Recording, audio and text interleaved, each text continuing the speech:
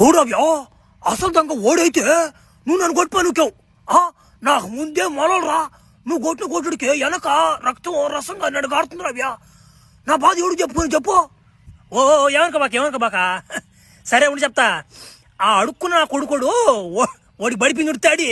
ఓ ఉండు ఉండు ఉండు ఏడక లెగ్గిస్తున్నావా పోయావా 2000 వాట్స్ కరెంట్ ఉంటది కింద. వాడు ఏం చేసినాడంటే కింద నేల మీద 10 అడుగుల దూరంగా 2000 ఉంటుంది వాట్స్ కరెంటు. దిగేమంటే బూడిదైపోతావు ఉన్నట్టు కాదు కొట్టాల్సింది. నేను చెప్తా ఉండు. ఓదిగో దూరం కనిపిస్తా. ఆ ఎమ్మంటే ఆ ఎమ్ముంటే ఆ చించానంటలా వాడు కూతురు ప్రాణాలు ఇచ్చేస్తాడు బిడ్డ కంటే. నువ్వు కానీ ఎమ్ముని కానీ పడగొట్టావంటే సెట్టు. ఏదే అమ్మాయా చూద్దాం. అసలే శానోలు అయిపోతుంది ఆ అమ్మాయిని చూసి. ఏదా అబ్బా ఒరే బానే ఉంది కానీ ఫికరు.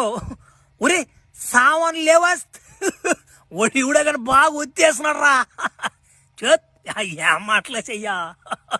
ఒరే వాళ్ళు అబ్బొచ్చాడు రే. ఇంకోటి చెప్తాను. ఆ ముసలోడు చించాంగ్ చేతిలో కోతల్లా కోతే ఆ కోత చూసి దానికి అట్టుంది నీకు.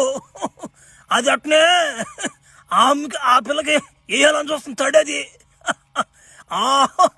వాళ్ళ అబ్బకేం తెలియకపోయా ఇది సాకునే కోతిలే అనుకుంటున్నాడు.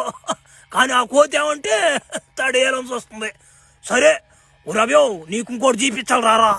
నీ అమ్మన పడవ ఏందో ఈ ఎముకలు ఉన్నాయడా? ఏమైందడా? ఏంది ఎముకలండి?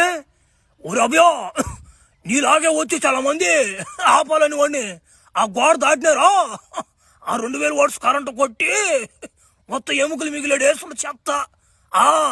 నువ్వు కొంచెం జాగ్రత్తగా డీల్ చేయి. అమ్మాయిని లైన్లో పెడితే గానీ నీకు వాటం కుదరదాడా. చిన్న కథగా తిరిగా వారే ఆ ఎమ్మిని పడగొడితే వారే ఓ నాయన కాడ సరైన ఆస్తి ఉంటవా? ఆస్తి కూడా వారసుడు అయిపోవచ్చు. నేనా అమ్మాయి సామాన్లు ఏముంది కానీ ఈ రోజుల్లో సామానం ఏముంది.